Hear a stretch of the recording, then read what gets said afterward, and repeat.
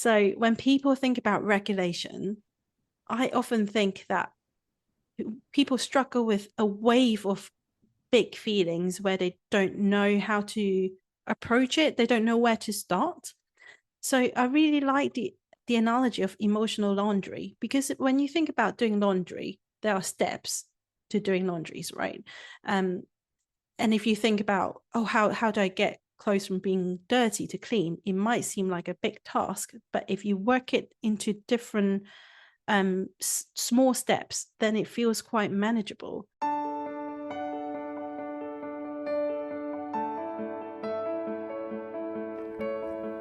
Will my adopted child be okay? What does their future hold? Did I do something wrong? Hi neighbor, I'm Tim, an adoptive parent and adoption life coach. If you're feeling anxious or uncertain about your parenting journey, you're in the right place. I help Christian adoptive parents with practical tools and emotional support anchored in timeless biblical principles. Anchors of hope and healing are on the way. Joining me today is my neighbor from London, Crystal Luke Worrall. Crystal is returning for her third time on the podcast.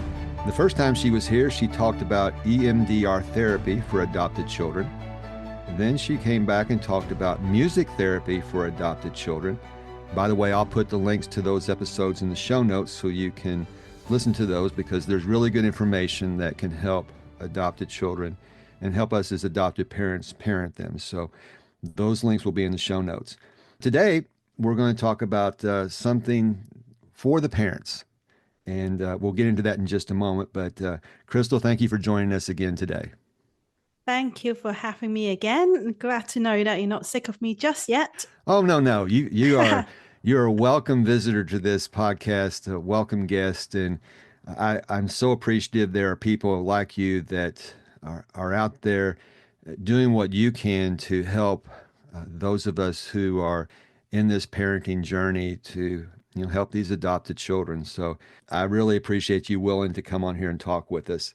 As we set the table for today's episode, the tagline for this podcast is how to be okay even if your kids aren't.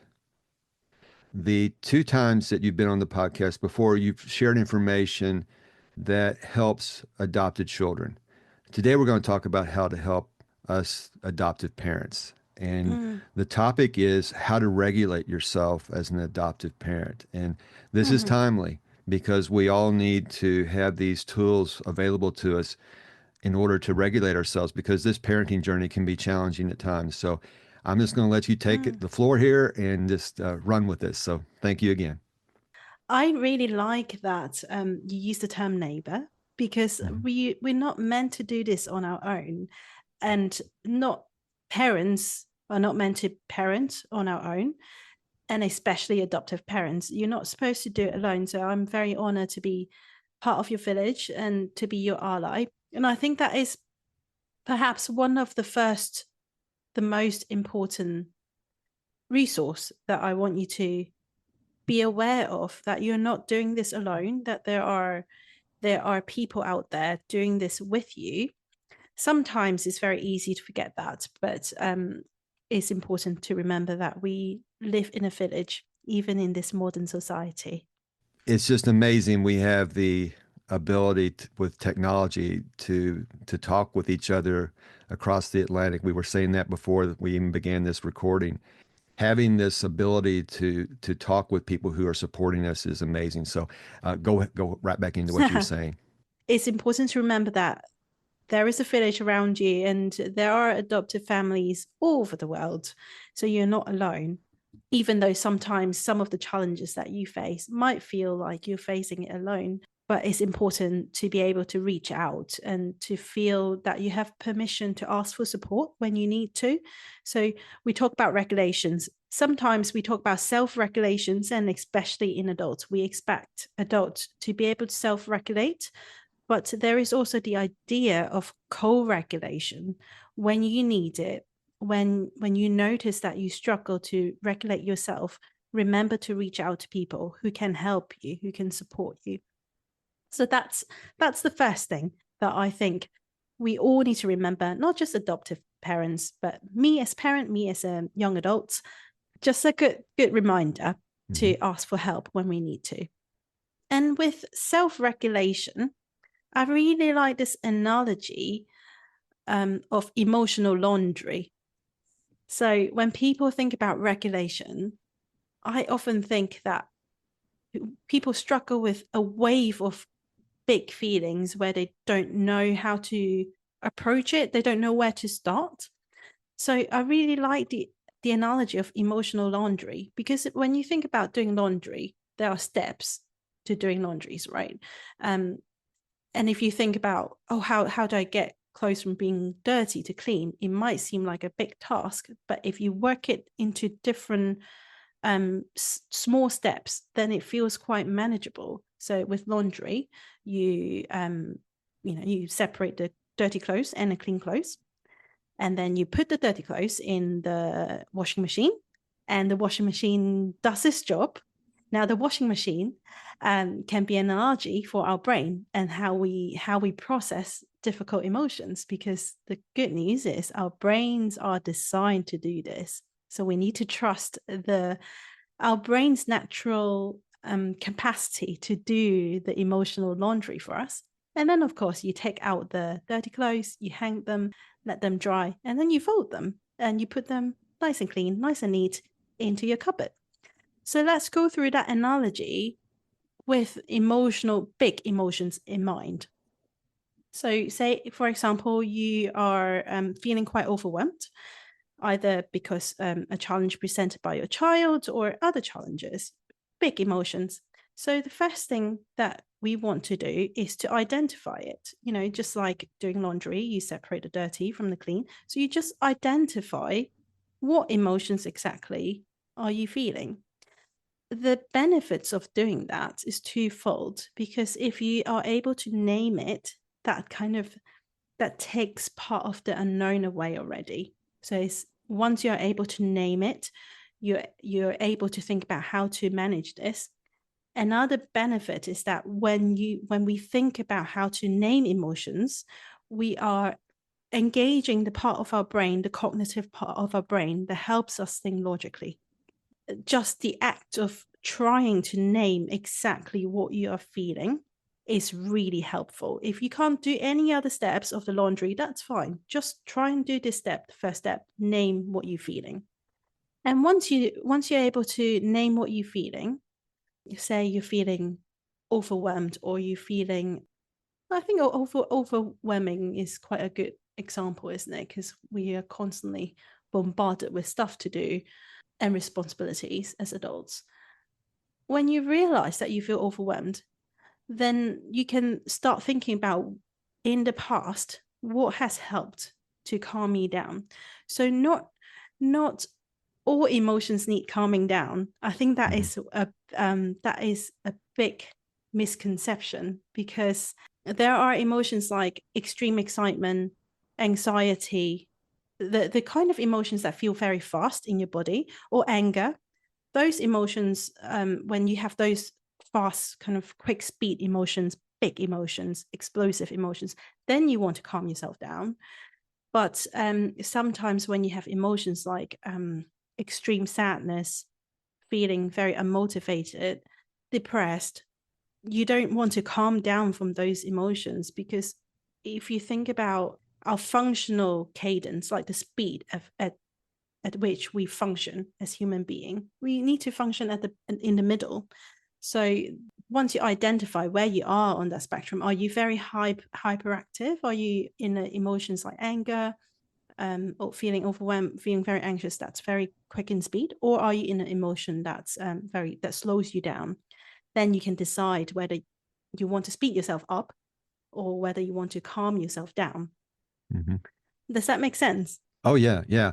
Yeah.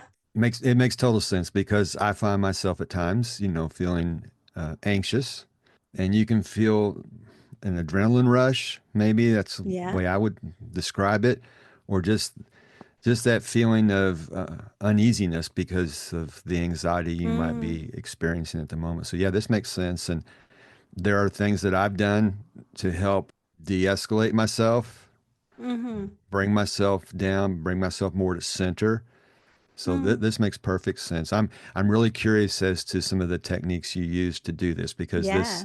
this is fascinating, and I really liked your analogy that the brain is designed to do this processing for us. That's Yeah, really cool, and you have that experience with your EMDR therapy to understand this. So this is exactly. great. This is great. Exactly. And if you need any proof, the fact that we are such a successful species is the proof. We are designed to process these big feelings. Hmm. Now, you mentioned specific techniques, so I'm going to get into that. Okay. I'm going to get into the kind of the calming down first. So the calming down techniques where you feel very anxious, where you feel like your heart is racing, where you feel like you're always on the move, you've got to do things, you've got to do this and you've got to do that, but actually you find it really hard to focus. So those are the time that we want to slow ourselves down.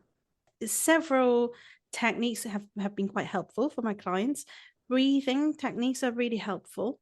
So one of them, that my favorite one, is finger tracing breathing. So it's very simple. You hold your hand up. So you see, hold one of your hand up. So you see 5 fingers in front of you, and you would trace your finger with your other hand. Just trace your finger up and down of the 5 fingers that you see right in front of you. And as you do that, when you trace your finger up, you breathe in. And when you trace your finger down, you breathe out. So you repeat that: breathe in, breathe out, breathe in, breathe out. And as you do that, you would want to look at your fingers going up and down as well. Hmm. This is a really good grounding technique because it gives you sensory input. So, the brain goes to places when you just let it roam, right? And that's when anxious thoughts come up. That's when we can't control our thoughts. So just by giving your hands something to do, you can give your eyes something to follow, is already really helpful. And as you control your breathing, we are also engaging the part of your brain that, again, the prefrontal cortex, which is the thinking part of your brain. We are engaging the thinking part of your brain as well. So we know that by engaging the thinking part of the brain, people are more likely to be able to bring the thinking brain online. So you know how sometimes when we're very anxious, we just find ourselves not being able to think. And we spoke a little bit about that in the episode about EMDR, because when we feel big emotions, most of the time our brain is telling us something's not right, you're not safe. And therefore the brain is choosing to respond with the survival part, the amygdala.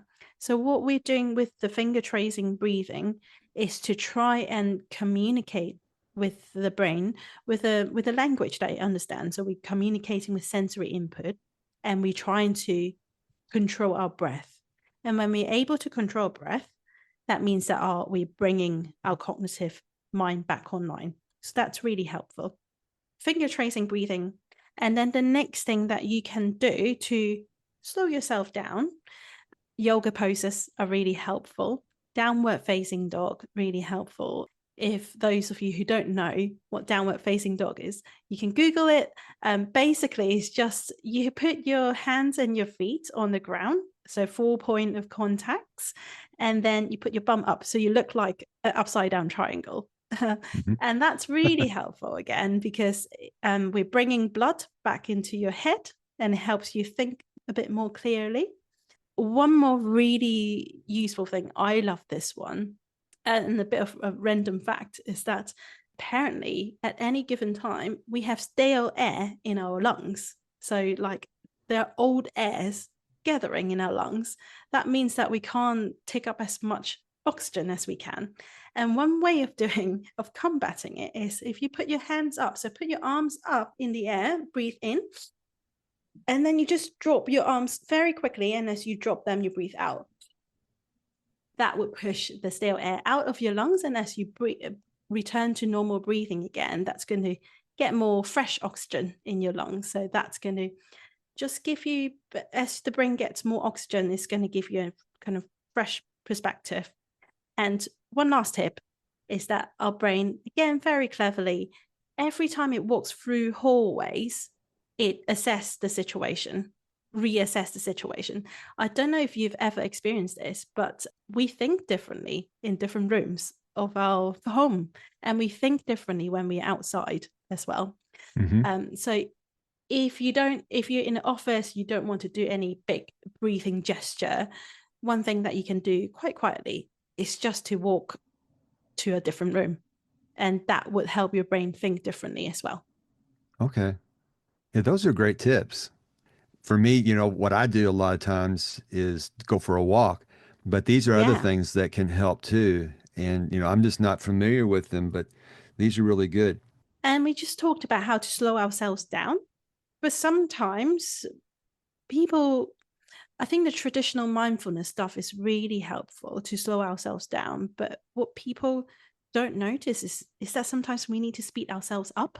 So I don't know if you have time where you feel very sad, physically cold, you just want to lie in bed, don't want to do anything, not motivated at all.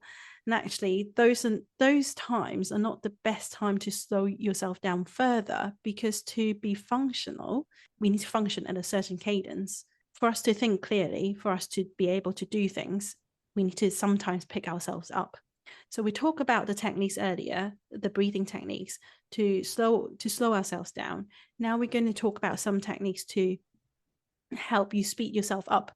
So if you notice that you are not motivated, you are quite low in mood, you don't want to do anything, these are for you. When you notice yourself being cold or feeling sad, the best thing to do is get up and move.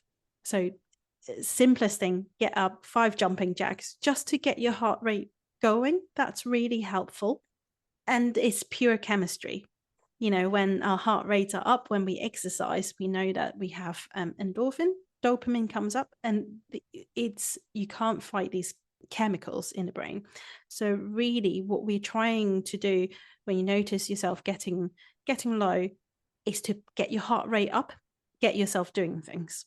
So if you don't feel like going for 15 minutes jog outside of the home, sometimes when we're low, we just don't want to do anything. Just challenge yourself to move one part of your body. So sometimes when I work with people who are depressed, I just say, can you just move your thumbs? Just move your thumbs. And once you move your thumbs, then I might ask, can you move the rest of your fingers?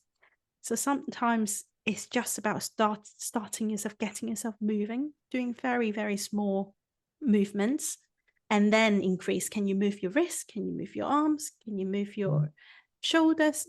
Just to get yourself moving. It's better if you exercise. So if you are able to do 10 minutes of running or 10 minutes of cardio or 10 minutes of weight, that's already really good, because we know that exercising releases hormones that help you regulate your mood. And if you can't do the small movement, another breathing exercise that's quite helpful with feeling low is called paired muscle relaxation. And I love this one just at the end of the day for myself when I'm very tired. And the idea is that as you breathe in, tighten a set of muscles and then hold. And then as you breathe out, relax that set of muscles. Most people hold a lot of tensions around their shoulders or their neck. So that's always a good place to start with. I'm just going to guide you through this, and you can give it a go with me. So in your next breath in, I'd like you to lift your shoulders all the way up to your ears. And I'd like you to hold. 3, 2, 1. And as you breathe out through your mouth, let go of that set of muscles. And if you're holding any tensions there, like I do, sometimes I feel a rush of blood back into my shoulders. So really just an indicator that you have been holding a lot of tension. You have been tightening your shoulders. Another set of muscles is the eyebrows. I'm not going to make people do it, and don't do it in the office because it looks quite funny. But, you know this. A lot of people, like, they frown without knowing. And, So this is again a very good exercise if you notice yourself holding bits of tensions around your body, hips, another one that people hold a lot of tension. So this exercise is to help you focus on your body. So bring attention to your body. It's not huge movements. Again, because you're controlling your breathing, you're engaging the prefrontal cortex, the part of your brain that helps you think, and also it brings fresh blood, fresh oxygen to the areas that you're holding tension to. So just a lovely thing, lovely gentle thing to do when you're feeling quite low. I mentioned the step one being identifying your feeling, and the techniques that I talked about was step two, kind of just noticing where you are in the speech spectrum. If you are very hyperactive, then slow yourself down. If you notice yourself being quite low, being quite slow, then you want to speed yourself up with the techniques that I talk about just now. There is also thinking about how you regulate yourself for the future, right? So I'm a huge fan for playlists. As you know, I'm a Mm-hmm. music therapist. Mm-hmm. But I'm not talking about just a playlist of songs that you love. I'm talking about very intentional playlists. So, and it varies from person to person. When you're sad, when you're feeling low, what kind of music do you want to listen to? And the answer would be different for everyone. So I want you to create specific playlists for when you might need them. So you might create a playlist specifically for when you're feeling low. You might create another playlist specifically for when you're feeling overwhelmed. It's not just about music appreciation, it's about the act of doing it for yourself. Because when you are overwhelmed, you remember, oh, I have done this piece of work for myself for exactly this time. You sending a message to yourself that I am looking after myself. Those techniques are amazing. And I'm looking forward to trying some of them for myself because I can feel the tension in my shoulders and Mm, I need something to help me regulate. So that's yeah. a good technique. Are there any other things you wanted to share with us about these processes, these techniques that you are describing for us? I have a couple more analogies that help Okay. us think about emotional regulation. And these are specifically for parents who are working with children who might challenge their boundaries. The first one is the sun analogy. So I learned this when I was doing my EMDR training, and I love it. So if you think about, the sun beaming on our face, we feel the warmth of the sun, right? But sometimes it depends on the weather. Sometimes a cloud flows in and it covers the sun, so we don't feel the warmth of the sun as directly. And now I'd like you to imagine that you are the sun and your child is someone who's trying to feel the warmth of the sun. So your love, your connection for your child is the sun, but sometimes clouds get in the way. And when clouds get in the way, this could be our personal past experience. This could be work being very stressful. Clouds come in the way, and it blocks the sun, and therefore we don't feel connected to our children, and our children don't feel the sun, the warmth of the sun on their face. So I'd just like you to take a moment to notice any clouds that is in your way at the moment, because knowing them is going to help you to think, are these clouds helpful at the moment? And sometimes, weather clouds, just like weather, are inevitable. We all of us have clouds in our way, but sometimes when you're at work, clouds are in the way. That's fine, you're not with your child. But when you're with your child, if you know what those clouds are, you can try and put those clouds aside so your child can feel the warmth of you directly and not have something blocked between you and your child. So just think about this analogy and identify the clouds that you're facing today, and think about, when do you want to think about those clouds, or is it okay to park those clouds away for a second when you're with your child? Yeah, I like that. Now, Yeah. you're talking specifically about clouds the parent might be Mm, feeling. Okay. yeah. I guess you really can't do that for the child if the child has their own clouds, can you? No, but No. that is the beauty of this analogy, isn't it? Because we can't control the child's clouds. Mm-hmm. There are limits to there are limits to the sun. You know, if you just think about the sun in the sky, there are places where the sun can't shine. It Mm-hmm. doesn't matter how hard the sun tries to shine. If we're in a cave, we can't feel the warmth of the sun. Mm-hmm. But the reality is that the sun comes up every morning. The sun is there for us. Is whether we are ready to connect with the sun. And as parents, what we can do is we can't pry a child out of a cave if that's where they are. We can't remove the clouds of that's in front of the child. But what we can do is to manage our own clouds, is to Mm-hmm. be there, manage our own clouds.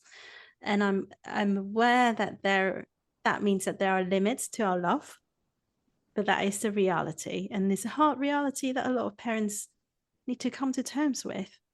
Mm-hmm.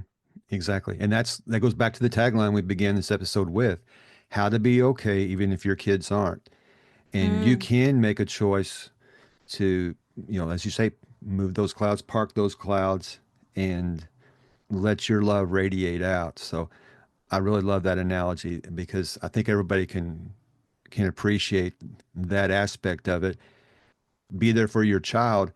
Just the fact that your warmth can transcend maybe their problems, their clouds. I can see where that can be a great help. So great. This is a perfect analogy. The last analogy, I love analogies, that I Hmm. have prepared for you today is the accordion. Okay. Again, I'm a music therapist, so I have a lot of musical references. And this one, again, I heard from my EMDR training, specifically a training called the Parenting Wheel, where we look at how to support parents with their own trauma to support children who have experienced trauma.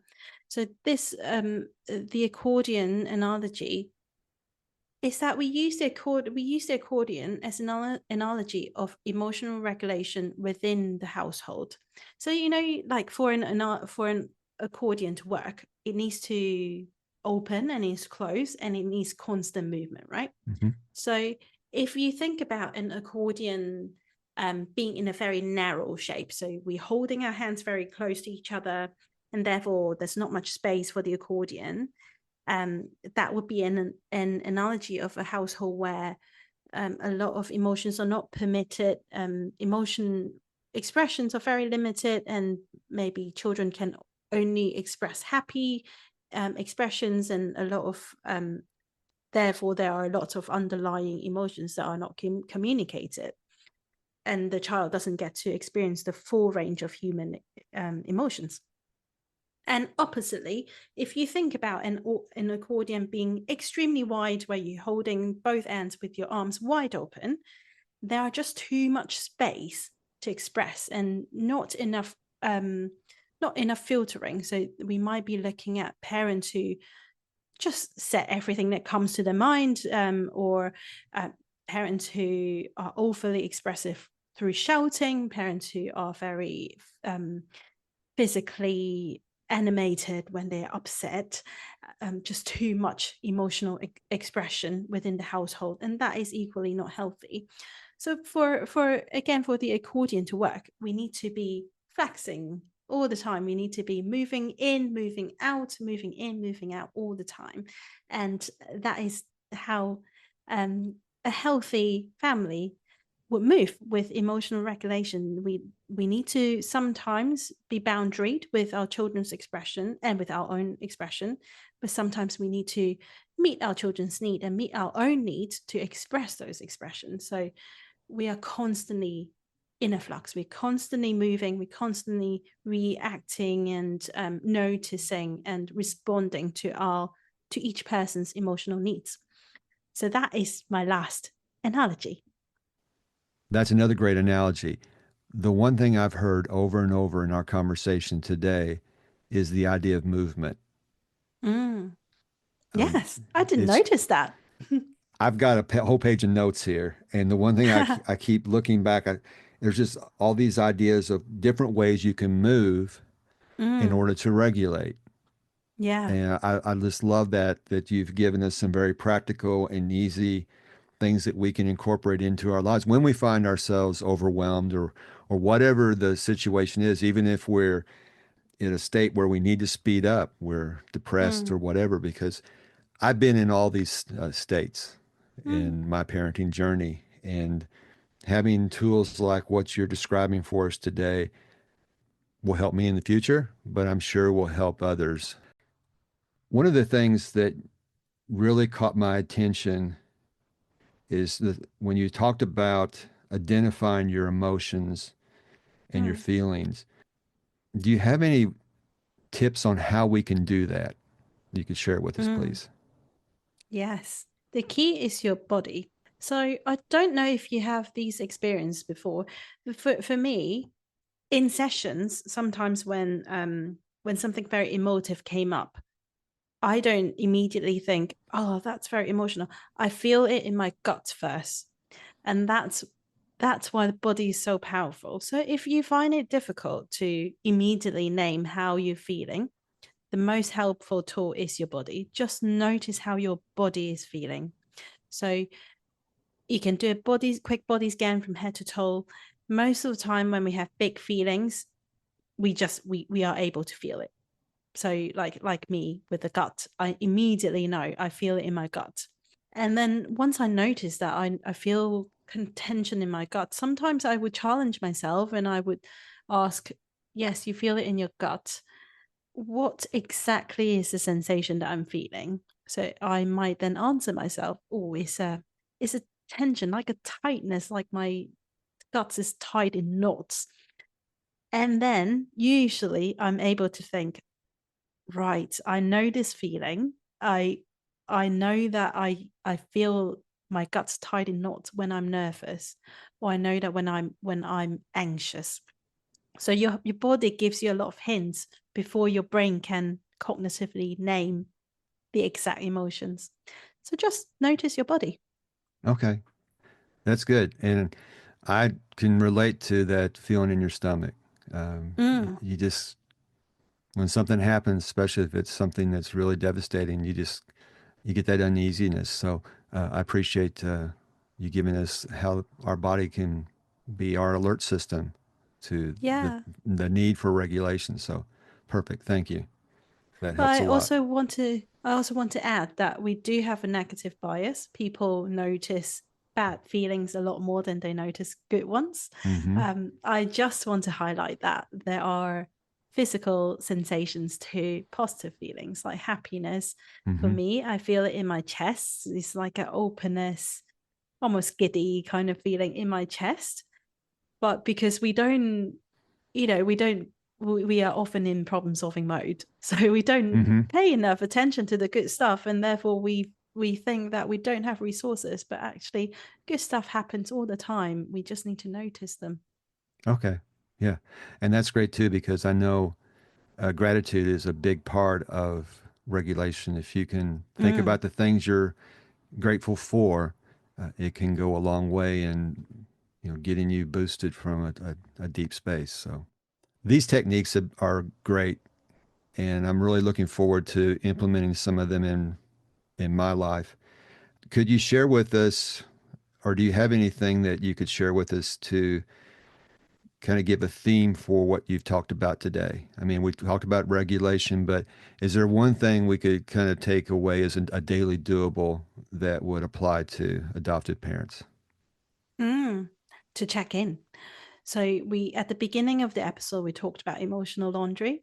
And Mm-hmm. the good thing about laundry is that we can smell when it's dirty. We know when it's dirty. But the tricky thing about emotions is that we can't see it. So sometimes we get so overwhelmed to a point where we don't notice. That's why it's really helpful just to have a designated moment to check in with yourself, to ask yourself, how are we doing today?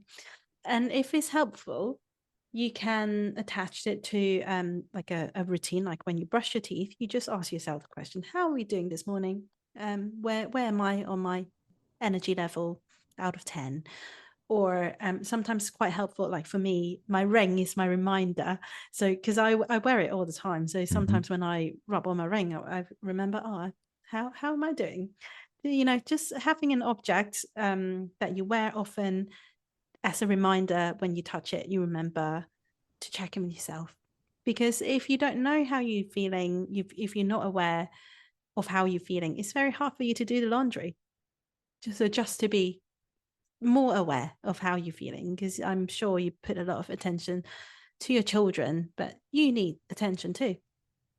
Oh, that's great. And that's great. That's another amazing tip that we can kind of use to encompass everything you've talked about today. So again, thank you for being an encourager for us and part of the support team we need to meet the challenges we face.